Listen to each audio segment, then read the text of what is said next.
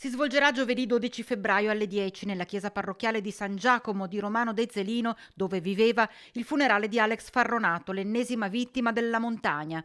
L'uomo, 41 anni, alpinista esperto, è stato travolto da una valanga mentre stava scendendo lungo il versante trentino della Marmolada, vicino a Punta Serauta, in testa a un gruppo di amici.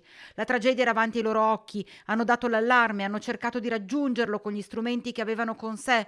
Massiccio l'intervento dei soccorritori intervenuti anche con l'unità cinofila e l'elicottero Falco da Belluno. Farronato è stato individuato e recuperato, ma i medici non hanno potuto far altro che constatarne il decesso.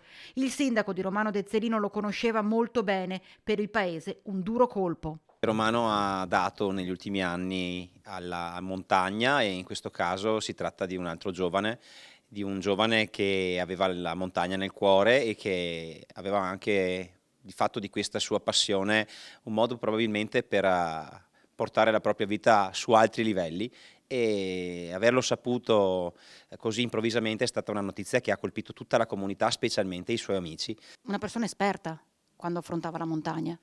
Beh, di questo è poco ma sicuro e di conseguenza anche il fatto che si sia trattato di una tragica fatalità, fa pensare al fatto che comunque la montagna non perdona mai, probabilmente non è bastato la sicurezza o l'esperienza, era una buona giornata, sì, c'era un rischio valanghe, ma era stato probabilmente ben calcolato, però questo non è bastato. Fatto sta che le altre persone che erano con lui si sono riusciti a salvare, di conseguenza anche questa fatalità rende ancora più amara la scomparsa di Alex.